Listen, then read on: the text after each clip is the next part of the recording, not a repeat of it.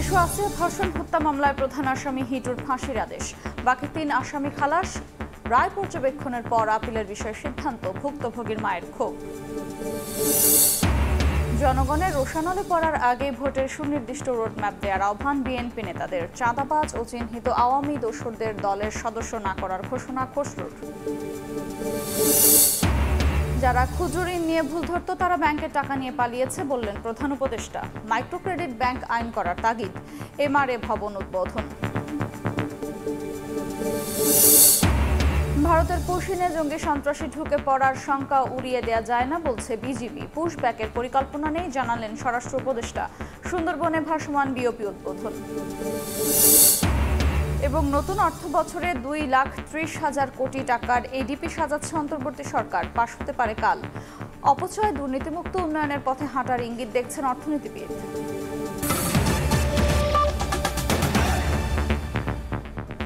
সময় সংবাদের সঙ্গে আছে আমি আফরোজা মৌটুসী। মাগুরায় শিশু আসিয়া ধর্ষণ ও হত্যা মামলায় প্রধান আসামি হিটু শেখের ফাঁসির রায় দিয়েছেন আদালত। বাকি 3 আসামিকে খালাস দেওয়া হয়েছে। হিটুর মৃত্যুদণ্ডে সন্তোষ জানালেও 3 জনকে খালাসের বিষয়ে রায় পর্যবেক্ষণের পর আপিলের সিদ্ধান্ত নেবে রাষ্ট্রপক্ষ। 14 কার্যদিবসে বিচার কাজ শেষ করার মধ্য দিয়ে দ্রুত রায়ের দ্বিতীয় নজির স্থাপন হলো। আফজাল হোসেনের রিপোর্ট, ক্যামেরায় ছিলেন নুরুল আলম নয়ন। যে আসিয়ার জন্য কেঁদেছিল গোটা দেশ, সেই আসিয়া ধর্ষণ ও হত্যা মামলার রায়ের অপেক্ষায় ছিল গোটা জাতি। শনিবার রায়ের দিনে বিচারকের সামনে হাজির করা হয় 4 আসামিকে। এরপর রায় ঘোষণা শুরু করেন মাগুরার নারী ও শিশু নির্যাতন দমন ট্রাইব্যুনালের বিচারক এম জাহিদ হাসান। প্রধান অভিযুক্ত আসিয়ার বোনের শ্বশুর হিটু শেখকে মৃত্যুদণ্ড ও 1 লাখ টাকা অর্থদণ্ড দেয়া হয়। আর ভয়ভীতি প্রদর্শন, আলামত নষ্টের অভিযোগ প্রমাণিত না হওয়ায় খালাস দেয়া হয় আসিয়ার বোনের স্বামী, ভাসুর ও শাশুড়িকে। দেশব্যাপী আলোড়ন সৃষ্টিকারী শিশু আসিয়া ধর্ষণ এবং হত্যা মামলায় আজকে এই মাগুরায় বিজ্ঞ বিচারিক আদালত অর্থাৎ নারী ও শিশু ট্রাইব্যুনাল এই মামলার প্রধান আসামি হিটু শেখকে তার বিরুদ্ধে আনীত অভিযোগ সেকশন 9(2) নারী ও শিশু নির্যাতন দমন আইন 2000 এর অধীনে গৃহীত সাক্ষ্য প্রমাণের ভিত্তিতে এবং আনীত অভিযোগ প্রমাণিত হওয়ায় তাকে দোষী সাব্যস্তক্রমে এই আইনে সর্বোচ্চ শাস্তি মৃত্যুদণ্ড প্রদান করেছেন। এবং অপরাপর আসামিদের বিরুদ্ধে যাদের কিনা পেনাল কোডের সেকশন 201 এবং 506 এর অধীনে চার্জ গঠন করা হয়েছিল, তাদেরকে মামলার দায় থেকে খালাস প্রদান করেছেন। প্রধান অভিযুক্তের মৃত্যুদণ্ড হওয়ায় সন্তোষ প্রকাশ করেছেন রাষ্ট্রপক্ষ। তবে 3 আসামির খালাসের বিষয়ে রায় দেখে আপিলের সিদ্ধান্ত নিতে চায় রাষ্ট্রপক্ষ। আমরা এই রায়ে আসামি হিটু শেখের সর্বোচ্চ শাস্তি হয় আমরা রাষ্ট্রপক্ষে খুশি হলেও এই মকদ্দমায় যাদেরকে খালাস দিয়েছেন আমরা তাদের জন্য পরবর্তীতে রায়ের কপি পাওয়ার পরে পর্যালোচনা করে প্রয়োজনে আমরা উচ্চ আদালতে যাব। আগামীতে এই জাতীয় কোনো অপরাধ যেন সংগঠন করতে না পারেন, বিশেষ করে কোনো যৌন অপরাধ যেন কেউ করতে না পারেন, সেই ব্যাপারে রাষ্ট্রের পক্ষ থেকে সর্বোচ্চ আইনি ব্যবস্থা গ্রহণ করা হবে। গত 6 মার্চ মাগুরা শহরের নিজ নান্দুয়ালি গ্রামে বোনের শ্বশুর বাড়িতে বেড়াতে গিয়ে ধর্ষণের শিকার হয় 8 বছরের শিশু আসিয়া। গুরুতর আহত অবস্থায় তাকে ঢাকায় সম্মিলিত সামরিক হাসপাতালে ভর্তি করা হয়। 13 মার্চ চিকিৎসাধীন অবস্থায় মারা যায় সে। ঘটনার পর দেশজুড়ে মানুষের মধ্যে ছড়িয়ে পড়ে। অভিযোগ গঠনের 14 দিনের মধ্যেই বিচার শেষ। এর 4 দিনের মাথায় রায় ঘোষণা। বিচার বিভাগের ইতিহাসে এটি দ্বিতীয় নজির। যদিও দণ্ড কার্যকরে বাকি আইনের আরও 2টি ধাপ, সেটিও দ্রুত নিষ্পত্তি করতে উদ্যোগী হবে রাষ্ট্র, এমনটাই প্রত্যাশা সবার। আফজাল হোসেন, সময় সংবাদ, মাগুরা। এদিকে শিশু আসিয়া ধর্ষণ ও হত্যা মামলার প্রধান আসামি হিটু শেখকে মৃত্যুদণ্ড দেয়ায় সন্তোষ প্রকাশ করেছেন স্বজন ও এলাকাবাসী। তবে বাকি 3 আসামিকে খালাস দেয়ায় ক্ষোভ জানিয়েছেন আসিয়ার মা। লোটাস রহমান সোহাগের রিপোর্ট।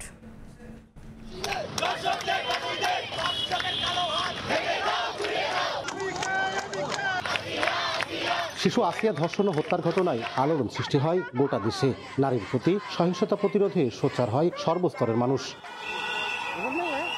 রায়ে প্রধান অভিযুক্ত হিটু শেখের ফাঁসি হলেও খালাস পেয়েছেন বাকি 3 আসামি। এতে ক্ষোভ প্রকাশ করেছেন আসিয়ার মা। তিনটাই তো ছাড়া পেয়ে গেছে, ওরা তিনটাই তো জানতো বড় মেয়ে এটার হুমকিতে মারধর করেছে, প্রচুর মারা মারিছে। খুশি হবো কি করে? পুরা তো আজকে আমার তা করলে কালকে সারা পাবে, কালকে আর একজনের করবে। দ্রুত সময়ের মধ্যে বিচার শেষ হওয়ায় এলাকাবাসী ও আইনজীবীরা সন্তুষ্ট হলেও 3 আসামির খালাস নিয়ে হতাশ তারাও। প্রায় আমাদের এলাকাবাসী বা পরিবারের পক্ষ থেকে আমাদের যেটা আশা ছিল, আমাদের সেই মনের আশাটা পূরণ হয়নি। সহযোগী আসামিদেরকে যদি খালাস প্রদান করা হয় তাহলে তাদের আসলে এই বিষয়ে অপকর্মে উৎসাহ বেড়ে যাবে। এই মামলাটি রাষ্ট্র খুব দ্রুত বিচার করেছে, কিন্তু আমাদের কথা হচ্ছে যে প্রতিটা মামলায় যদি ঠিক এমনভাবে বিচার হতো তাহলে ন্যায় বিচার প্রতিষ্ঠা হতো। রায় নিয়ে কোনো মন্তব্য করতে রাজি হননি আসামি পক্ষের আইনজীবী। হিটু শেখের ফাঁসি হয়েছে এবং সাক্ষ্য প্রমাণ না থাকায় 3 জন আসামি খালাস পাইছে। এই রায়ে ব্যাপারে আদালত যেহেতু সিদ্ধান্ত নিয়েছে, এই রায়ের ব্যাপারে আমি কোনো মন্তব্য করব না। রায়ের কপি হাতে পাওয়ার 30 কার্য দিবসের মধ্যে রায়ের বিরুদ্ধে হাইকোর্টে আপিল করার সুযোগ পাবেন উভয় পক্ষ। লোটাস রহমান সোহাগ, সময় সংবাদ, মাগুরা। অন্য প্রসঙ্গ, জনগণের রোশানলে পড়ার আগে ভোটের সুনির্দিষ্ট রোডম্যাপ দেওয়ার আহ্বান জানিয়েছেন বিএনপি চেয়ারপারসনের উপদেষ্টা জয়নুল আবদিন ফারুক। দলটির স্থায়ী কমিটির সদস্য আব্দুল মঈন খান বলেছেন, প্রতিহিংসার রাজনীতি নয়, শান্তিপূর্ণ দেশ গঠনই তাদের লক্ষ্য। আরেক নেতা আমির খসরু মাহমুদ চৌধুরী বলেছেন, চাঁদাবাজ ও আওয়ামী লীগের চিহ্নিত দোসরদের বিএনপির সদস্য করা যাবে না। জাতীয়তাবাদী বাউল দলের 18তম প্রতিষ্ঠাবার্ষিকী উপলক্ষে শনিবার বিএনপির প্রতিষ্ঠাতা ও সাবেক রাষ্ট্রপতি জিয়াউর রহমানের সমাধিতে শ্রদ্ধা নিবেদন করা হয়। উপস্থিত ছিলেন বিএনপির স্থায়ী কমিটির সদস্য আব্দুল মঈন খান। পরে গণমাধ্যমে তিনি বলেন, বিএনপি প্রতিহিংসার রাজনীতিতে বিশ্বাসী নয়, শান্তিপূর্ণ দেশ গঠনই তাদের লক্ষ্য। আমরা প্রতিহিংসার রাজনীতিতে আমরা বিশ্বাস করি না। আমরা দেশে গণতন্ত্র ফিরিয়ে আনতে চাই। একটি মাত্র পদ্ধতি রয়েছে, সেই পদ্ধতির নাম হচ্ছে সুষ্ঠু নিরপেক্ষ নির্বাচন। এদিন সকালে প্রেস ক্লাবে এক আলোচনা সভায় যোগ দেন বিএনপি চেয়ারপারসনের উপদেষ্টা জয়নুল আবেদিন ফারুক। জনগণের রোশানলে পড়ার আগে ভোটের সুনির্দিষ্ট রোডম্যাপ ঘোষণার আহ্বান জানান তিনি। আজ হোক, কাল হোক, পরশু হোক, 2 দিন পরে হোক, একটা ম্যাপ আমাদেরকে জানায় দেন, তাহলে আমার দলের নীতি নির্ধারকরাই সিদ্ধান্ত নেবে আপনার এই রোডম্যাপ ঠিক আছে কি নাই। এদিকে চট্টগ্রামে বিএনপির সদস্য সংগ্রহ অভিযানে গিয়ে দলটির স্থায়ী কমিটির সদস্য আমির খসরু মাহমুদ চৌধুরী জানান, আওয়ামী লীগের চিহ্নিত দোসরদের তাদের দলের সদস্য করা যাবে না। আওয়ামী লীগের দোসর যারা ছিল, চিহ্নিত যারা আমাদের সাথে হাঁটলে ভোট কমে যাবে, ভোট পারবে না, এই লোকগুলোকে একটু দূরে রাখার চেষ্টা করুন। সমাজে কোনদিন রাজনৈতিকভাবে অস্থিরতা সৃষ্টি করে নাই, বিএনপির কার্যক্রমকে প্রতিহত করার চেষ্টা করে নাই, বাধাগ্রস্ত করতে চেষ্টা করে নাই, বিএনপির নেতা কর্মীদেরকে হয়রানির শিকার করে নাই, তাদের তো হতে কোনো বাধা নেই। হাইকমান্ডের নির্দেশনায় নতুন দেশ গঠনে ভূমিকা রাখতে বিএনপি কর্মীদের প্রতি আহ্বান জানান নেতারা। উম্মে হানি, সময় সংবাদ, ঢাকা। খুলনা সার্কিট হাউস মাঠে বিএনপির তারুণ্যের সমাবেশ চলছে। বিস্তারিত জানাতে সরাসরি যুক্ত হচ্ছেন সহকর্মী তানজিম আহমেদ। যাচ্ছি তার কাছে। তরুণদের রাজনৈতিক অধিকার প্রতিষ্ঠার লক্ষ্যে যে তারুণ্যের সমাবেশ খুলনা সার্কিট হাউস মাঠে অনুষ্ঠিত হচ্ছে, সেটি কিন্তু সময়ের সাথে সাথে কানায় কানায় পরিপূর্ণ হয়ে উঠেছে। অর্থাৎ তারা মিছিল নিয়ে এসে এই সমাবেশ স্থলকে আসলে পরিপূর্ণ করে তুলেছেন। বিভিন্ন স্লোগান তারা দিচ্ছেন, দাঁড়িয়ে বসে আনন্দ উল্লাস করে দেখছি আমরা অনেকে। ইতিমধ্যে কিন্তু আসলে যারা নেতৃবৃন্দ রয়েছেন তাদের বক্তব্য শুরু হয়েছে। যিনি প্রধান অতিথি উপস্থিত থাকবেন স্থায়ী কমিটির সদস্য সালাউদ্দিন আহমেদ, তিনি কিছুক্ষণ আগে উপস্থিত হয়েছেন এবং অন্যান্য যে কেন্দ্রীয় নেতারা, যুবদল, স্বেচ্ছাসেবক ছাত্রদল, তারাও মঞ্চে রয়েছেন। একই সাথে খুলনা সহ আশেপাশে যে জেলাগুলো রয়েছে সেই সব জেলার বিভাগ এবং পর্যায়ের নেতারা যারা রয়েছেন তারাও উপস্থিত হয়েছেন। একটু বলে রাখতে চাই, এখানে কিন্তু আসলে যে সার্কিট হাউস মাঠ, সেই মাঠটি পরিপূর্ণ হয়ে রাস্তাতেও আমরা যারা দল নেতাকর্মীরা রয়েছেন, যুবদল, স্বেচ্ছাসেবক ছাত্রদল, তাদের দেখতে পাচ্ছি। তাদের সাথে আসলে আমরা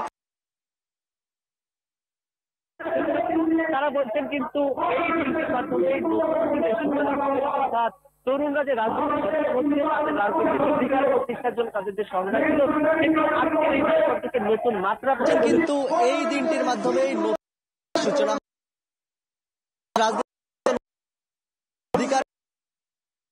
গুরুত্বপূর্ণ দিক নির্দেশনা সবাই কিন্তু আসলে অধিকার প্রতিষ্ঠা যে তাদের ত্বরান্বিত থেকে যে তরুণদের রাজনৈতিক অধিকার প্রতিষ্ঠার সমাবেশ কার্যক্রম সেটা আসলে ত্বরান্বিত করবে।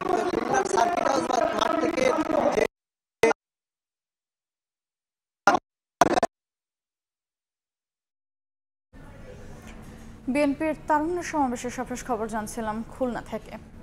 বিএনপি নেতা ইশরাক হোসেনকে মেয়রের দায়িত্ব বুঝিয়ে দেওয়ার দাবিতে আজও বিক্ষোভ করেছেন তার সমর্থকরা। শপথ গ্রহণ অনুষ্ঠান আয়োজনে গড়িমসির অভিযোগ তুলে বিক্ষোভকারীরা স্থানীয় সরকার উপদেষ্টা আসিফ মাহমুদ ও সচিব রেজাউল মাকসুদকে নগর ভবনে অবাঞ্ছিত ঘোষণা করেছেন। অবিলম্বে দায়িত্ব বুঝিয়ে না দিলে কঠোর কর্মসূচির হুঁশিয়ারিও দিয়েছেন তারা।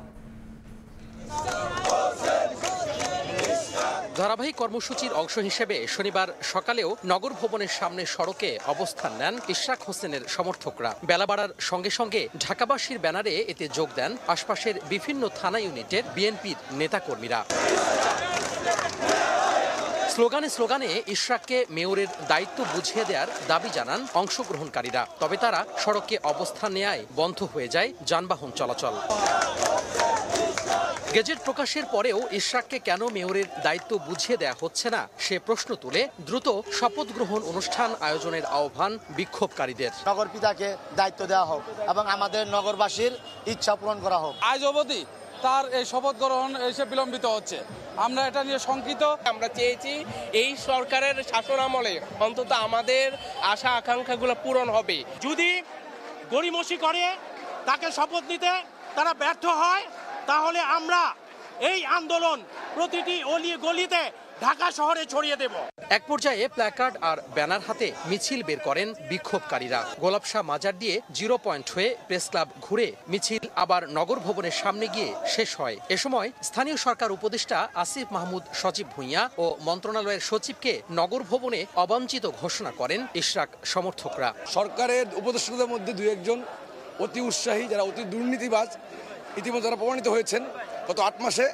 তারা একটা পক্ষ চাচ্ছে না যে এখানে কোনো নির্বাচিত প্রতিনিধি বসুক। স্থানীয় সরকার পল্লী উন্নয়ন সভা উপদেষ্টা আসিফ মাহমুদ, সচিব ভূঁইয়াকে ঢাকা সিটি কর্পোরেশনে অবাঞ্ছিত ঘোষণা করলাম। একই সাথে তার সচিব জনাব রেজাউল মাকসুদ জাহিদিকেও ঢাকা সিটি কর্পোরেশনে অবাঞ্ছিত ঘোষণা করা হলো। একই দাবিতে আগামীকালও বিক্ষোভ কর্মসূচির ডাক দেওয়া হয়েছে। তোহা খান তামিম, সময় সংবাদ, ঢাকা। যারা ক্ষুদ্র ঋণ নিয়ে ভুল ধরত তারা ব্যাংকের টাকা নিয়ে পালিয়েছে উল্লেখ করে প্রধান উপদেষ্টা ডক্টর মোহাম্মদ ইউনূস বলেছেন, ক্ষুদ্র ঋণের অর্থ নিরাপদ রয়েছে। মাইক্রোক্রেডিট ব্যাংক নামে নতুন ব্যাংক আইন তৈরিরও তাগিদ দিয়েছেন তিনি। আগারগাঁওয়ে মাইক্রোক্রেডিট রেগুলেটরি অথরিটি ভবনের উদ্বোধন করে একথা বলেন অধ্যাপক ইউনূস। তিনি বলেন, মাইক্রোক্রেডিট ব্যাংক হবে সামাজিক ব্যবসার ব্যাংক, এখানে কেউ মুনাফা অর্জন করতে পারবে না।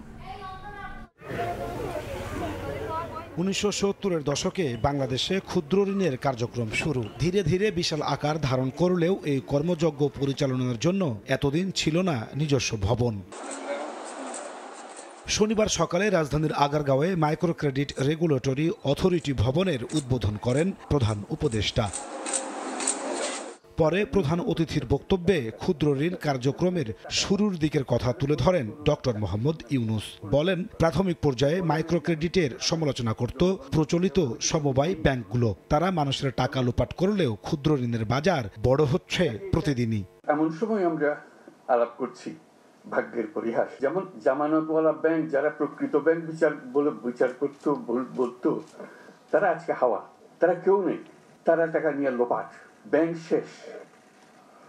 আর মাইক্রোক্রেডিট পরিসংখ্যান আপনারা দেখতেছেন, পয়সা কেউ মারে নাই, কেউ পালিয়ে যায় নাই, সেগুলো প্রতিটি পয়সা আছে, তাদের জমা টাকা আছে, তাদের নিজেদের কাজ চলছে এবং নিজেদের টাকা নিজেরা চলছে। ক্ষুদ্র ঋণের বাজার বিশাল আকার ধারণ করায় এনজিও প্রথা থেকে বেরিয়ে মাইক্রোক্রেডিট নামে আলাদা ব্যাংক গড়ে তোলার প্রয়োজন বলে মনে করেন প্রধান উপদেষ্টা। আর নতুন চিন্তা করতে হবে এখানে। মাইক্রোক্রেডিট ব্যাংক স্থাপন, এটা এখন এনজিও পর্যায়ে রয়ে গেলে এটা ঠিক আবার ওই ব্যাংকিং মেজাজে আসবে না। মেজাজে আসতে হলে তাকে ব্যাংক হতে হবে। মাইক্রোক্রেডিট ব্যাংক নামে একটা আইন করতে হবে, এটা আইনের কথা আবার সেটা আমরা পাচ্ছি। ডক্টর ইউনূস বলেন, মাইক্রোক্রেডিট ব্যাংক হলে কমে যাবে বেকারত্ব, কারণ বিনা জামানতে তরুণদের ঋণ দেবে তারা। লাইসেন্সের মধ্যে, আইনের মধ্যে থাকবে এটা একটা সামাজিক ব্যবসার প্রতিষ্ঠান হবে, অর্থাৎ মালিক এর কাছ থেকে কোনো মুনাফা নিতে পারবে না। তরুণদের, তাদের পরিবারের সদস্য, তাদের ছেলে মেয়ে যারা আছে, যারা চাকরি সন্ধানে বয়স হইতে হতে সবাই বলে চাকরি খোঁজো, এটা আর বলবে না, যেহেতু মাইক্রোক্রেডিট ব্যাংক আছে। যে কোনো ছেলে যে কোনো মেয়ে মাইক্রোক্রেডিট ব্যাংকের কাছ থেকে বিনিয়োগ পাবে।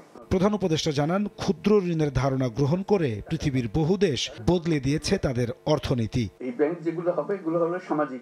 নাজমুস সালেহী, সময় সংবাদ, ঢাকা। আগামী অর্থবছরের জন্য 2,30,000 কোটি টাকার বার্ষিক উন্নয়ন কর্মসূচি এডিপি সাজাতে যাচ্ছে অন্তর্বর্তী সরকার, যা চলতি অর্থবছরের মূল এডিপির চেয়ে 13.21% কম হলেও সংশোধিত এডিপির তুলনায় 6.48% বেশি। অর্থনীতিবিদরা বলছেন, অপচয় দুর্নীতিমুক্ত উন্নয়নের পথে হাঁটার ইঙ্গিত মিলেছে সরকারের কর্মপরিকল্পনায়।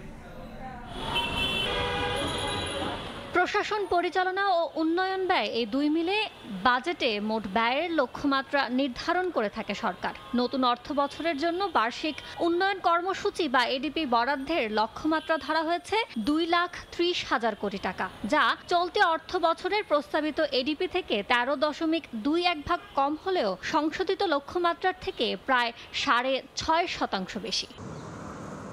সীমিত সম্পদের সর্বোচ্চ ব্যবহারের দিকটি মাথায় রেখে অন্তর্বর্তী সরকার নতুন অর্থ বছরের জন্য এডিপির লক্ষ্যমাত্রা নির্ধারণ করছে বলে মনে করছেন অর্থনীতিবিদরা। আমাদের আসলে প্রকল্প বাস্তবায়নে গতি নিয়ে আসতে হবে। যদি গতি আমরা নিয়ে আসতে পারি, ঠিক মতো অর্থ বাস্তবায়ন করতে পারি, তাহলে সেক্ষেত্রে হয়তো যতটুকু অর্থ বরাদ্দ করা আছে তো সেইটা আমাদের অর্থনীতিতে এবং সমাজে সুফল বয়ে নিয়ে আসবে। চলতি অর্থ বছরের জন্য বিগত সরকার এডিপিতে বরাদ্দ রেখেছিল 2,65,000 কোটি টাকা, যা সংশোধন করে 2,16,000 কোটি টাকায় নামিয়ে এনেছে অন্তর্বর্তী সরকার। রাজনৈতিক বিবেচনায় নেওয়া আগের প্রকল্পগুলো কাটছাঁট করায় বরাদ্দ কমছে বলে মত অর্থনীতিবিদদের। বিদায়ী অর্থ বছরের বাজেটে আসলে অনেকগুলো প্রকল্প ছিল যেগুলো রাজনৈতিক বিবেচনায় নেওয়া হয়েছিল এবং সোশ্যাল রিটার্নটা কম, ইকোনমিক রিটার্ন কম। সেই জায়গা থেকে একটু বাইরে নিয়ে আসার চেষ্টা করা হচ্ছে এডিপিকে।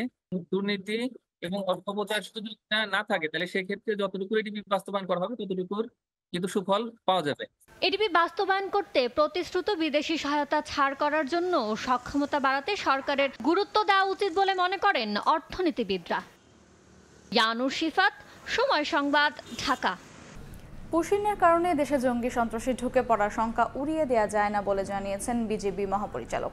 যদিও ভারতের এই আচরণকে উস্কানি মনে করছেন না স্বরাষ্ট্র উপদেষ্টা। সকালে সুন্দরবনে ভাসমান বিওপি উদ্বোধন শেষে তিনি আরও জানান, পুশব্যাকের পরিকল্পনা নেই বাংলাদেশের। ভারতীয়দের ফেরত পাঠানো হবে যথাযথ প্রক্রিয়ায়। ভারত পাকিস্তান সংঘাত শুরু হওয়ার পর হঠাৎ করেই অবৈধভাবে বাংলাদেশের বিভিন্ন সীমান্ত দিয়ে পুশিন করছে ভারতীয় সীমান্তরক্ষী বাহিনী বিএসএফ। এ পর্যন্ত প্রায় 350 বাংলাদেশি নাগরিককে পুশিন করেছে তারা। এ পরিস্থিতিতে সাতক্ষীরা শ্যামনগর উপজেলার রায়মঙ্গল নদী ও বয়সিং খালের সংযোগস্থলে ভাসমান বয়সিং বিওপি উদ্বোধন করেন স্বরাষ্ট্র উপদেষ্টা। উদ্বোধন শেষে বক্তব্যে স্বরাষ্ট্র উপদেষ্টা জানান, ভারতের পুশিনের ঘটনায় ডিপ্লোম্যাটিক চ্যানেলে প্রতিবাদ জানানো হয়েছে। পুশিনকে উস্কানি হিসেবে মনে করছেন না বলেও জানান তিনি। আমার কাছে এটা ওরকম উস্কানিমূলক মনে হচ্ছে না, যেহেতু এর আগেও কিন্তু ওনারা এক সময় এই পুশিনটা করছিল। আমাদের কাছে চিঠি লিখে হয়েছে। এবার আমিও যে আমাদের যে অ্যাম্বাসেডার আছে তাদের সাথেও আমি কথা বলছি, আমাদের ফরেন অ্যাডভাইজারের সাথেও কথা হয়েছে, আমাদের যে খলিলুর রহমান সাহেব ওনার সাথেও কথা হয়েছে। ওনারা ওই সাথেও যোগাযোগ করতেছে ডিপ্লোম্যাটিক লেভেলে যেন এই জিনিসটা সমস্যার সমাধান করা হয়। পুশিন নিয়ে কথা বলেন বিজিবি মহাপরিচালক। তিনি বলেন, ভারতের পুশিনের ফলে জঙ্গি সন্ত্রাসীদের দেশে ঢুকে পড়ার শঙ্কা উড়িয়ে দেওয়া যায় না। কোনো কিছুর সম্ভাবনাকে উড়িয়ে দেওয়া যায় না। হ্যাঁ, সব দিক থেকে সকল সম্ভাবনা রয়ে যায়। তবে আমাদের দেশের জন্য, জাতির জন্য ক্ষতিকর হবে এমন কোনো কিছু যেন না হয়, সেজন্যই আমরা জোরদার নিরাপত্তা নিশ্চিত করার চেষ্টা করছি। পতাকা বৈঠকে প্রতিবাদ জানানোর পাশাপাশি যেখানে পুশিন চেষ্টা হচ্ছে, জনগণকে সঙ্গে নিয়ে বিজিবি প্রতিরোধ করছে বলেও জানান মহাপরিচালক। বাংলাদেশ ভারতের মধ্যে ৭৯ কিলোমিটারের জলসীমান্তকে নিরাপদ করতে এই বয়সিং ভাসমান বিওপি সহ 3টি বিওপি স্থাপন করল বিজিবি। এর ফলে সীমান্তে চোরাচালান সহ নানা ধরনের অপরাধ যেমন বন্ধ হবে, তেমনি সাম্প্রতিক সময়ে আলোচনায় আসা পুশিন বন্ধেও এই বিওপি গুরুত্বপূর্ণ ভূমিকা পালন করতে পারবে বলে মনে করছে বিজিবি। মাসুদুর রহমান, সময় সংবাদ, সুন্দরবন। রোহিঙ্গা অনুপ্রবেশ ঠেকাতে কঠোর অবস্থানে রয়েছে কোস্টগার্ড। নাফ নদী ও বঙ্গোপসাগরে বাড়ানো হয়েছে টহল। সেন্ট মার্টিনে দ্বীপবাসীর জীবনমান ও পরিবেশগত উন্নয়ন, ত্রাণ বিতরণ ও বিনামূল্যে চিকিৎসা সেবা প্রদান সহ নানা কর্মসূচির শেষ দিনে এমন তথ্য জানিয়েছে কোস্টগার্ড। সেন্ট মার্টিন থেকে মোহাম্মদ ফরাজের ক্যামেরায় বিস্তারিত জানাচ্ছেন সুজাউদ্দিন রুবেল। বঙ্গোপসাগরে সেন্ট মার্টিন, তার বিপরীতে মিয়ানমার, যেখানে এখনো দেখা মিলছে ধোঁয়ার কুণ্ডলী। তাই বঙ্গোপসাগরের সেন্ট মার্টিন অংশে বাড়ানো হয়েছে কোস্টগার্ডের জলযান। বড় ট্রলারে টহলের পাশাপাশি মাঝসাগরে অবস্থান করছে জাহাজ, যেখান থেকে সার্বক্ষণিক করা হচ্ছে নজরদারি। কোস্টগার্ড জানায়, দালাল চক্রের হাত ধরে আর কোনো রোহিঙ্গা অনুপ্রবেশ করতে দেওয়া হবে না। ওপার থেকে যেন কোনো বিতাড়িত রোহিঙ্গা বাংলাদেশে প্রবেশ করতে না পারে, সেই জন্য কিন্তু আমরা 24 ঘন্টা রাত দিন 24 ঘন্টা আমরা আমাদের দায়িত্ব পালন করে যাচ্ছি। এদিকে নানা কারণে সংকটে রয়েছে সেন্ট মার্টিন দ্বীপের বাসিন্দারা। তাই তাদের সহায়তায় গত এক সপ্তাহ ধরে অগ্নি নির্বাপনী মহড়া, প্রাকৃতিক দুর্যোগের পূর্ব সতর্কতা, পরিবেশগত উন্নয়নে বৃক্ষরোপণ, বিনামূল্যে চিকিৎসা সেবা সহ নানা কর্মসূচি পালন করেছে কোস্টগার্ড। শনিবার দুপুরে দ্বীপের 1.5 শতাধিক অসচ্ছল মানুষের মাঝে ত্রাণ বিতরণ করা হয়। তেল পাইছি, ডাল পাইছি, চাল পাইছি, লবণ পাইছি, আলু পাইছি, সব পাইছি, ভালো লাগছে। ত্রাণ পাইছি, ওগুলি নিয়ে একটু মোটামুটি কয়েকদিন তো চলতে পারবে, এছাড়া তো কোনো উপায় নেই। কোস্টগার্ডে কিছু খাদ্য দিচ্ছে, এটা শুকরিয়া করতেছি আমরা। সেন্ট মার্টিন দ্বীপে গত 11 মে শুরু হওয়া কোস্টগার্ডের 7 দিনের বিশেষ কার্যক্রম শেষ হয় শনিবার। সুজাউদ্দিন রুবেল, সময় সংবাদ, কক্সবাজার। ঢাকা বিশ্ববিদ্যালয়ের শিক্ষার্থী ও ছাত্রদল নেতা শাহরিয়ার আলম সাম্য হত্যা মামলায় গ্রেফতার 3 আসামির 6 দিন করে রিমান্ড মঞ্জুর করেছেন আদালত। ঢাকার মেট্রোপলিটন ম্যাজিস্ট্রেট শাহিন রেজার আদালত শুনানি শেষে এই আদেশ দেন। এদিন কারাগার থেকে আসামিদের আদালতে হাজির করা হয়। মামলার তদন্ত কর্মকর্তা শাহবাগ থানার উপপরিদর্শক তৌফিক হাসান তাদের 10 দিনের রিমান্ডে নিতে আবেদন করেন। শুনানি শেষে আদালত তাদের 6 দিনের রিমান্ড মঞ্জুর করেন। এ সময় আসামি পক্ষে কোনো আইনজীবী ছিলেন না। এর আগে গত বুধবার সকাল 9:30টার দিকে রাজধানীর শেরেবাংলা নগর থানা এলাকা থেকে গ্রেফতার করা হয় তাদের। পরের দিন তাদের কারাগারে পাঠায় আদালত।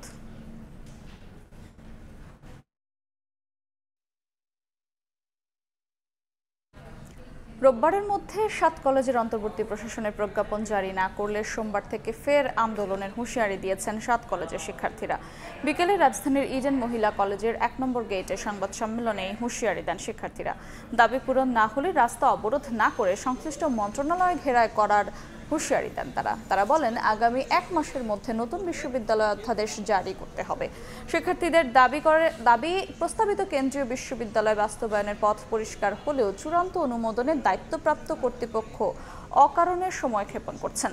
এতে শিক্ষার্থীদের মাঝে চরম অসন্তোষ ও উদ্বেগ তৈরি হয়েছে।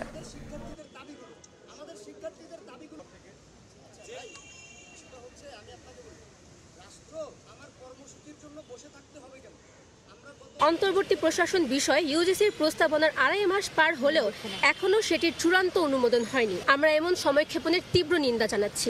আগামী 1 মাসের অর্থাৎ আগামী 16 জুন 2025 খ্রিস্টাব্দ এর মধ্যে নতুন বিশ্ববিদ্যালয়ের অধ্যাদেশ জারি করতে হবে। আমাদের যদি দাবি আদায় না হয়, আমরা সংশ্লিষ্ট মন্ত্রণালয়গুলো আছে, শিক্ষা মন্ত্রণালয়, আইন মন্ত্রণালয় অধ্যাদেশের সাথে জড়িত, আমরা ওইসব মন্ত্রণালয় ঘেরাও করব। সপ্তাহ জুড়ে ঢাকা সহ দেশের বিভিন্ন এলাকায় মাঝারি থেকে ভারী বৃষ্টিপাতের পূর্বাভাস দিয়েছে আবহাওয়া অফিস। তবে বৃষ্টিপাত স্থায়িত্ব হবে 45 থেকে 60 মিনিট। বৃষ্টিপাতের কারণে আগামী 5 দিন তাপপ্রবাহ কিছুটা নিয়ন্ত্রণে থাকবে। বৃষ্টিপাতের যে বিষয়টা আগামী বিশেষ করে 4 থেকে 5 দিন, আজকে 17 তারিখ, আমরা আশা করছি যে মোটামুটি 22 তারিখ পর্যন্ত বৃষ্টিপাতের যে ধারা, বর্তমান ধারা, সেটা অব্যাহত থাকতে পারে।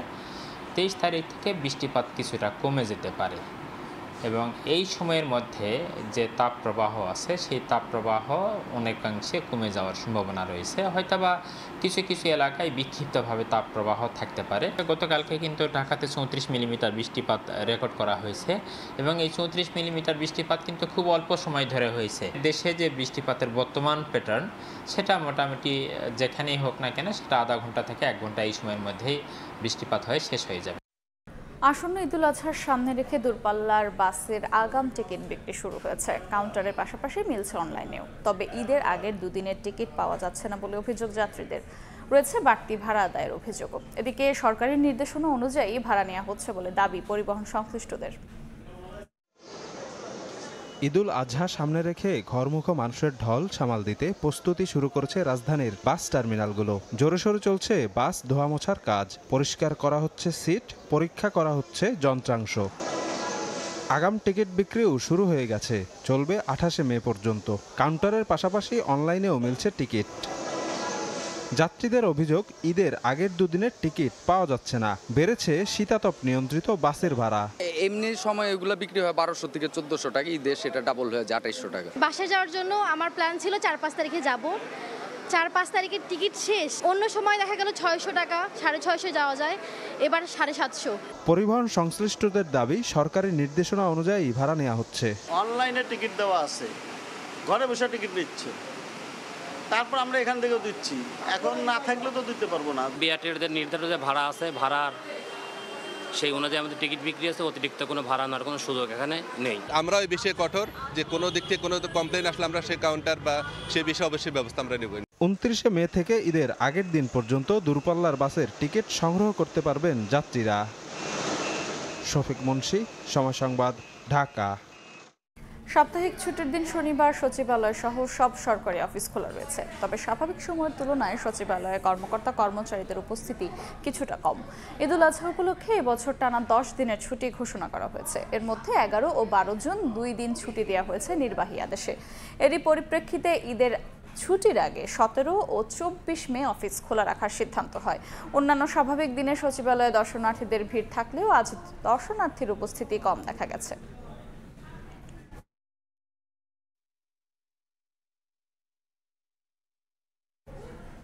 জাতীয় রাজস্ব বোর্ড আলাদা করে জারি করা অধ্যাদেশ বাতিলের দাবিতে তৃতীয় দিনের মতো কলম বিরতি পালন করেছেন সংস্থাটির কর্মকর্তা কর্মচারীরা। শনিবার আগারগাঁওয়ের প্রধান কার্যালয় সহ দেশের আঞ্চলিক দপ্তরগুলোতে একযোগে এই কর্মসূচি পালন করা হয়। সকাল 10টা থেকে বিকেল 3টা পর্যন্ত 5 ঘন্টা চলে এই কর্মসূচি। রোববারও একই সময় কলম বিরতির পালনের ডাক দিয়েছেন তারা।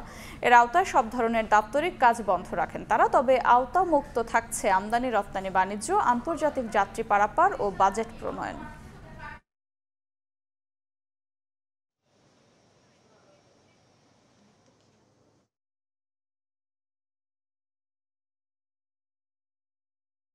আগামীকাল 18/5/2025 রবিবার সকাল 9টা থেকে দুপুর 3টা পর্যন্ত 6 ঘন্টা কলম বিরতি চলবে। সরকারের সাথে আলোচনা করে আমরা এই অচলাবস্থা নিরসন চাই।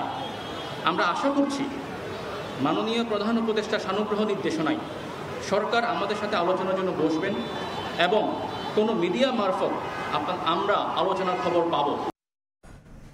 সময় সংবাদে আরও থাকছে।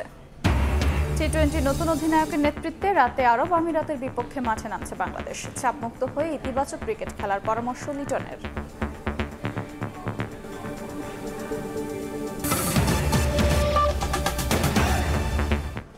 অপারেটরদের আরও কম দামে ইন্টারনেট সেবা দেওয়ার তাগিদ দিলেন স্থানীয় সরকার উপদেষ্টা আসিফ মাহমুদ সজীব ভুইয়া। আর ইন্টারনেট সহজলভ্য করার পাশাপাশি সাইবার স্পেসে নিরাপত্তা নিশ্চিতে কাজ করার কথা জানিয়েছেন প্রধান উপদেষ্টার বিশেষ সহকারী ফয়েজ আহমদ তৈয়ব। বিশ্ব টেলিযোগাযোগ দিবস উপলক্ষে বিটিআরসিতে আয়োজিত অনুষ্ঠানে তারা এসব কথা বলেন।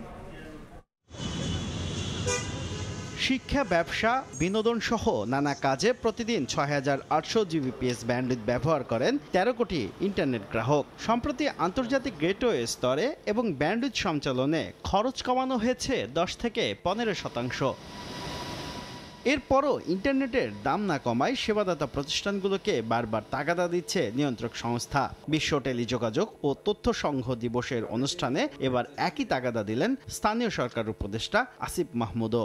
ইন্টারনেট মার্জিনালাইজড পিপল, স্টুডেন্ট এবং উইমেনদের জন্য সহজলভ্য হবে এবং নাগরিকরা যেন এটা সুবিধা নিতে পারে সেটা নিশ্চিত করার জন্য প্রাইসটা জনগণের ব্যবহার উপযোগী জায়গায় নিয়ে আসাটা অত্যন্ত গুরুত্বপূর্ণ। এ সময় প্রধান উপদেষ্টার বিশেষ সহকারী ফয়েজ আহমদ তৈয়ব জানান, আগামী কয়েক সপ্তাহের মধ্যে সাইবার সুরক্ষা আইন গেজেট আকারে প্রকাশ হবে।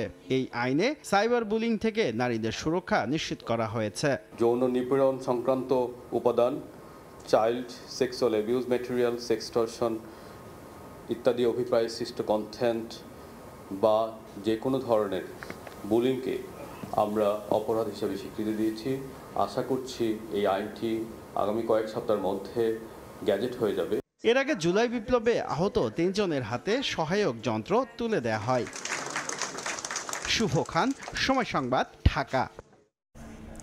যুক্তরাষ্ট্র থেকে তুলা আমদানি করলে এটি লবিং ফার্মের মতো কাজ করবে বলে জানিয়েছেন প্রধান উপদেষ্টার বিশেষ সহকারী ডক্টর আনিসুজ্জামান চৌধুরী। এদিকে অর্থনীতির কোনো তত্ত্বে মার্কিন শুল্ক আরোপের যৌক্তিকতা খুঁজে পাওয়া যাবে না বলে মন্তব্য করেছেন সিপিডির সম্মানীয় ফেলো মোস্তাফিজুর রহমান। তারপরেও যুক্তরাষ্ট্রকে সঙ্গে রেখে রফতানি বাজার সম্প্রসারণের পরামর্শ American chamber of commerce in Bangladesh অ্যামচারের। গেল মাসের শুরুর দিকে ট্রাম্পের এই পাল্টাপাল্টি শুল্ক আরোপের ঘোষণা অস্থিরতা তৈরি করেছে বিশ্ব বাণিজ্যে। এক সপ্তাহের মাথায় 9 এপ্রিল তা 90 দিনের জন্য স্থগিত করলেও ওয়াশিংটনের বাণিজ্য নীতি কৌশলকে নতুন করে ভাবতে বাধ্য হচ্ছে বিশ্ব।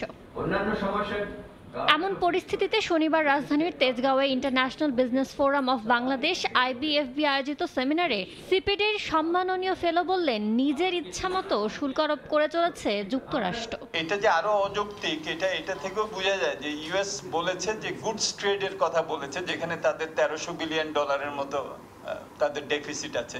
সার্ভিসেসে তাদের $295 বিলিয়ন তাদের সারপ্লাস, ওইটা নিয়ে কোনো কথা নেই। এ সময় মার্কিন বাণিজ্য নীতির সমালোচনা করলেও দেশটিকে সঙ্গে রেখেই রফতানি বাজার সম্প্রসারণের পরামর্শ দেন অ্যামচাম সভাপতি। We have to go for export diversification, but we cannot say no to US.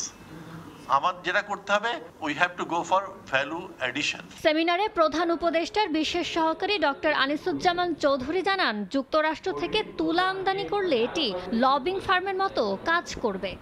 সেখানে আমাদের কোনো লবি নেই। ইউএসএ তে আমাদের জন্য কথা বলার জন্য লোক নেই। ইউএস এর ইকোনমিতে farm lobby is a extremely strong lobby. আপনি শুধু তুলা এনে আপনি বিনা খরচায় একটা হিউজ লবি পাবেন। 5টা স্টেটের গভর্নমেন্ট, তাদের সিনেটর, তাদের কংগ্রেসম্যান বিনা পয়সা আপনার জন্য খাটবে। It was done strategically to get that lobby on our side, যারা আমাদের জন্য অন্য জিনিসগুলোর জন্য তখন তারা ফাইট করবে। অন্য দেশের সঙ্গে অর্থনৈতিক কূটনীতি জোরদারে কাজ করা হচ্ছে বলেও জানান প্রধান উপদেষ্টার বিশেষ সহকারী। জানু শিফাত, সময় সংবাদ, ঢাকা। ব্যক্তিগত লোভ সংবরণ করে নতুন বাংলাদেশ গড়ে তুলতে রাজনীতিবিদদের প্রতি আহ্বান জানিয়েছেন সংহতি আন্দোলনের প্রধান সমন্বয়কারী জোনায়েদ সাকি। সকালে ঢাকা রিপোর্টার্স ইউনিটিতে পরিবেশ বান্ধব নগর গঠনে রাজনৈতিক দলগুলোর ভাবনা শীর্ষক আলোচনা সভায় এই আহ্বান জানান তিনি। আরও বলেন, পরিবেশ নিয়ে সাধারণ মানুষ সচেতন না হলে রাজনৈতিক দলগুলোও সচেতন হবে না। সাধারণ মানুষ সচেতন হলেই নির্বাচনী ইশতেহারে গুরুত্ব পাবে পরিবেশ। এ সময় বিএনপির সাবেক সংসদ সদস্য নীলোফার চৌধুরী মনি অভিযোগ করেন, সবুজ নগরায়নের নামে লুটপাট চালিয়েছিল আওয়ামী লীগ।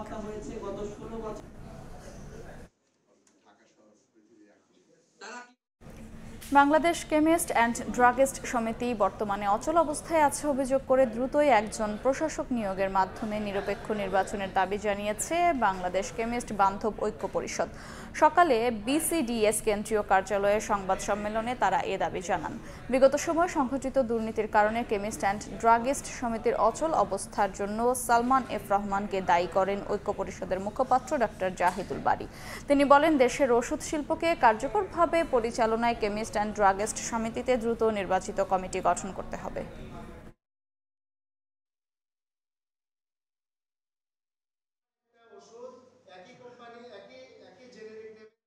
জুলাই আন্দোলনে শহীদ ফারহান ফায়াজের নামে ধানমন্ডি 27 নম্বর সড়কের নামকরণ করা হয়েছে।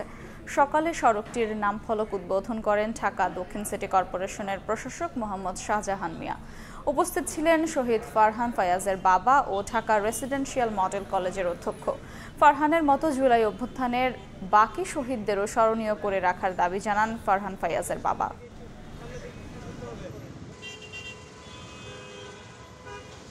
আপনার কাছে হাত তুলেছি মাওলা, এইখানে জনাত্মীয় স্বজন সকলকে ধৈর্য ধারণ করার তৌফিক দান করেন। রাহমাতিকা ইয়া আরহামার রাহিমিন। ফারহান ফায়াজ শাহাদত বরণ করেন এখানেই, এবং আমরা দক্ষিণ সিটি কর্পোরেশন থেকে সিদ্ধান্ত নিয়েছি আমাদের বোর্ড মিটিংয়ে যে আমরা এই সড়কটি ফারহান ফায়াজের নামে নামকরণ করব। অন্তর্বর্তীকালীন সরকার যারা আছেন সবাইকে আমি ধন্যবাদ জানাচ্ছি আমার ছেলেকে স্মরণীয় করে রাখার জন্য। আর পাশাপাশি আমি চাইব যারা এই আন্দোলনে এই দেশটাকে বৈষম্য বা ফেসিবাদ মুক্ত করেছে তাদের সবাইকে যেন পর্যায়ক্রমিকভাবে স্মরণীয় করে রাখা হয়। দেশের বাইরের খবর। তুরস্কে আলোচনায় 1000 যুদ্ধবন্দী বিনিময়ে রাজি হয়েছে রাশিয়া ও ইউক্রেন। 30 দিনের নিঃশর্ত যুদ্ধবিরতির প্রস্তাব নাকচ করেছে মস্কো। ইউক্রেনীয় সেনা প্রত্যাহারে মস্কোর দাবি অগ্রহণযোগ্য বলে আখ্যা দিয়েছে কিয়েভ। 3 বছরের রক্তক্ষয়ী ও সশস্ত্র যুদ্ধের পর অবশেষে মুখোমুখি আলোচনার টেবিলে রাশিয়া ইউক্রেন। তুরস্ক ও যুক্তরাষ্ট্রের মধ্যস্থতায় ইস্তাম্বুলের ঐতিহাসিক দোলমা বাহচি প্রাসাদে রাশিয়া ও ইউক্রেনের প্রতিনিধিদের মধ্যে এই বৈঠক অনুষ্ঠিত হয়। ইউক্রেনের প্রতিরক্ষা মন্ত্রী রাস্টেম উমেরভ জানান, এই বৈঠকের লক্ষ্য ছিল একটি পূর্ণাঙ্গ ও নিঃশর্ত যুদ্ধবিরতি অর্জন। তা সম্ভব না হলেও 1000 যুদ্ধবন্দী বিনিময়ে রাজি হয়েছে দুই দেশ। ইউক্রেন 30 দিনের নিঃশর্ত যুদ্ধবিরতির প্রস্তাব দিলে তা নাকচ করে দেয় রাশিয়া। উল্টো দোনেৎস্ক, লুহানস্ক, খেরসন ও জাপোরিঝিয়া অঞ্চল থেকে ইউক্রেনীয় সেনা প্রত্যাহারের দাবি জানায় রাশিয়া, যেটি অগ্রহণযোগ্য বলে আখ্যা দিয়েছে কিয়েভ। ইউক্রেনের প্রতিরক্ষা মন্ত্রী জানান, দেশটির পরবর্তী লক্ষ্য হচ্ছে প্রেসিডেন্ট জেলেনস্কি ও প্রেসিডেন্ট পুতিনের সরাসরি বৈঠক আয়োজন। রাশিয়ার প্রতিনিধি ভ্লাদিমির মেদিনস্কি জানান, তারা এই প্রস্তাব গুরুত্ব সহকারে বিবেচনা করছে এবং ভবিষ্যতে আলোচনার জন্য উভয় পক্ষ একটি সম্ভাব্য যুদ্ধবিরতির রূপরেখা উপস্থাপন করবে। এদিকে প্রেসিডেন্ট ভলোদিমির জেলেনস্কি বলেন, 30 দিনে নিঃশর্ত যুদ্ধবিরতির প্রস্তাব নাকচ করে পুতিন প্রমাণ করেছেন রাশিয়া শান্তি আলোচনায় আন্তরিক নয়। সাদিয়া তাসনিম, সময় সংবাদ। জন্মসূত্রে নাগরিকত্ব প্রশ্নে ট্রাম্পের নির্বাহী আদেশ নিয়ে যুক্তরাষ্ট্রের সুপ্রিম কোর্টে শুরু হয়েছে তুমুল বিতর্ক। আদেশটি কার্যকর হলে প্রতি বছর নাগরিকত্ব হারাবে 1.5 লাখের বেশি নবজাতক। সংবিধান ও আদালতের আগের রায়ের সঙ্গে সাংঘর্ষিক হওয়ায় আদেশটির বৈধতা নিয়ে প্রশ্ন তুলেছেন লিবারেল বিচারকরা। দ্বিতীয় মেয়াদে যুক্তরাষ্ট্রের ক্ষমতা গ্রহণের প্রথম দিনই প্রেসিডেন্ট ট্রাম্প স্বাক্ষর করেন একটি গুরুত্বপূর্ণ নির্বাহী আদেশে। এতে বলা হয়, যুক্তরাষ্ট্রে জন্মালেও কোনো শিশুর বাবা মা মার্কিন নাগরিক না হলে তাকে দেশটির নাগরিকত্ব দেয়া হবে না। ট্রাম্পের এমন নির্বাহী আদেশ নিয়ে চলছে তুমুল আলোচনা। বার্তা সংস্থা রয়টার্সের মতে, মার্কিন প্রেসিডেন্টের এই চেষ্টা সফল হলে তা প্রতি বছর যুক্তরাষ্ট্রে জন্ম নেয়া 1.5 লাখের বেশি শিশুর নাগরিকত্বকে ঝুঁকির মুখে ফেলবে। মার্কিন সুপ্রিম কোর্ট বলছেন, ট্রাম্পের এই সিদ্ধান্ত যুক্তরাষ্ট্রের সংবিধানের 14তম সংশোধনীকে চ্যালেঞ্জ করছে। 1868 সালে দাসপ্রথা পরবর্তী পরিস্থিতিতে গৃহীত এই সংশোধনী অনুযায়ী মার্কিন মাটিতে জন্ম নেওয়া প্রত্যেকেই নাগরিক। এর বিরোধিতায় সুপ্রিম কোর্টের শুনানিতে অংশ নেন 22টি অঙ্গরাজ্যের ডেমোক্র্যাট অ্যাটর্নি জেনারেলরা, ছিলেন অভিবাসন অধিকারকর্মী ও অন্তঃসত্ত্বা অভিবাসীরাও। সুপ্রিম কোর্টে দীর্ঘ 2 ঘণ্টাব্যাপী শুনানিতে প্রাধান্য পায় একটি প্রশ্ন, নিম্ন আদালতের বিচারকদের দেশব্যাপী স্থগিতাদেশ জারি করার এখতিয়ার থাকা উচিত কিনা। ট্রাম্প প্রশাসনের যুক্তি, এসব স্থগিতাদেশ নির্বাহী আদেশ বাস্তবায়নে বাধা সৃষ্টি করছে। সুপ্রিম কোর্ট আদেশটির আইনগত বৈধতা নিয়ে এখনও চূড়ান্ত কোনো রায় দেয়নি। তবে আদেশ কার্যকর হলে তা শুধু অভিবাসন নীতিতেই নয়, যুক্তরাষ্ট্রের নাগরিকত্ব সংজ্ঞাতেই এক ঐতিহাসিক পরিবর্তন এনে দিতে পারে বলে মনে করছেন বিশ্লেষকরা। ইয়াসমিন অনন্যা, সময় সংবাদ। খেলার খবর। নতুন অধিনায়ক লিটন কুমার দাসের অধীনে বছরে প্রথমবারের মতো টি-20 ফরম্যাটে মাঠে নামছে বাংলাদেশ। সিরিজের প্রথম ম্যাচে রাত 9টায় আমিরাতের মুখোমুখি হবে টাইগাররা। 2026 বিশ্বকাপ পরিকল্পনায় স্কোয়াড গঠনে মনোযোগের পাশাপাশি জয় দিয়ে সিরিজ শুরু করতে চায় সিমন্স শিষ্যরা। দলের সবাইকে চাপমুক্ত হয়ে ইতিবাচক ক্রিকেট খেলার পরামর্শ লিটনের। দুবাইয়ে এক ভিন্ন শুরুর অপেক্ষা। শুধু 2026 বিশ্বকাপের আনুষ্ঠানিক যাত্রা শুরু নয় শুধু বছরে প্রথমবারের মতো টি-20 ফরম্যাটে মাঠে নামা। এ ম্যাচ দিয়ে যে অধিনায়ক হিসেবে আনুষ্ঠানিক পথ চলা শুরু লিটন কুমার দাসের। পাকিস্তান সফরের আগে প্রস্তুতির সিরিজ, অনুশীলনে তাই মনোযোগের পুরোটাই। প্রথম ম্যাচের আগে মোটে 2 সেশন পাওয়ার সুযোগ পুরোপুরি কাজে লাগানোর চেষ্টা। ফার্স্ট টার্গেট হচ্ছে আমরা 2টা গেমে যেন জিততে পারি, এটা first priority. And at the same time আমরা চাবো যেন আমরা আমাদের যে সব জায়গাগুলো আগে আমরা নিয়ে কাজ করেছি কিছুদিন যাবত, সেই জায়গাগুলো যেন ফুলফিল করতে পারি। স্কোয়াডে 5 পেসার, যেখানে উইকেটের বিবেচনায় সুযোগ মিলবে সর্বোচ্চ 3 জনের। এ ম্যাচ খেলেই আইপিএলে উড়াল দেবেন মুস্তাফিজ, তানজিম সাকিব নাকি হাসান মাহমুদ, না দুজনেই সেই সিদ্ধান্ত ম্যাচ ডের উইকেট দেখে। দলের সবার কাছেই অধিনায়কের চাওয়া স্পষ্ট। মেসেজ একটা জিনিসই থাকবে যে ফিল ফ্রি, সবাই যেহেতু এই ফরম্যাটে অনেক টেন্স আসে সামটাইমস, তো আমি চাবো প্রত্যেকটা প্লেয়ার তার জায়গা থেকে যত ফ্রিলি ক্রিকেট খেলতে পারে এবং ক্রিকেটটা এনজয় করতে পারে। অবশ্য ঘরের মাঠে আমিরাতকে যে হালকাভাবে নেয়ার সুযোগ নেই তা জানা লিটনের, তাই তো ঠিক করেছেন গেম প্ল্যান। ইউএর মাঠে অলওয়েজ ভালো দল, তারা এখানে কন্টিনিউ খেলে, তাদের কন্ডিশনটা সম্বন্ধে ভালো আইডিয়া আছে। But at the same time আমাদের টিম অনেক ভালো, আমরা চেষ্টা করবো কোপ আপ করার এবং ভালো ক্রিকেটটা খেলার। শারজায় বাংলাদেশের জন্য এক্স ফ্যাক্টর হতে পারেন আমিরাতের প্রবাসী দর্শকরা। এ পর্যন্ত ইউএর বিপক্ষে খেলা 3 টি-20তে শতভাগ জয় টাইগারদের। মাহবুব রিমন, সময় সংবাদ। বাংলাদেশ ক্রিকেট বোর্ডের গঠনতন্ত্রে অসঙ্গতি পেয়েছে দুর্নীতি দমন কমিশন। বিসিবিতে দ্বিতীয় দফায় অভিযান পরিচালনার পর আজ একথা জানিয়েছেন দুদকের সহকারী পরিচালক রাজু আহমেদ। তিনি জানান, অবৈধ সুবিধা নিয়ে তৃতীয় বিভাগ ক্রিকেট লিগের বাছাইয়ে নির্দিষ্ট কিছু দলকে বাড়তি সুযোগ করে দিয়েছিল আগের বোর্ডের পরিচালকরা। এ বিষয়ে বেশ কিছু প্রমাণ পেয়েছেন তারা।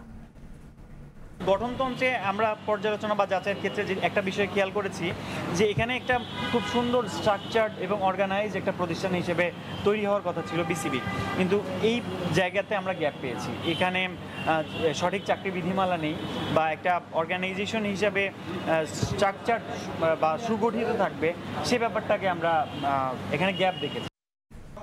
এ পর্যায়ে শীর্ষ সংবাদগুলো জানিয়ে দিচ্ছে আরেকবার। জনগণের রোশন হলে পড়ার আগে ভোটের সুনির্দিষ্ট রোডম্যাপ দেওয়ার আহ্বান বিএনপি নেতাদের। চাঁদাবাজ ও চিহ্নিত আওয়ামী দোসরদের দলের সদস্য না করার ঘোষণা খসরুর। এবং যারা ক্ষুদ্র ঋণ নিয়ে ভুল ধরত তারা ব্যাংকের টাকা নিয়ে পালিয়েছে বললেন প্রধান উপদেষ্টা। মাইক্রো ক্রেডিট ব্যাংক আইন করার তাগিদ। এমআরএ ভবন উদ্বোধন।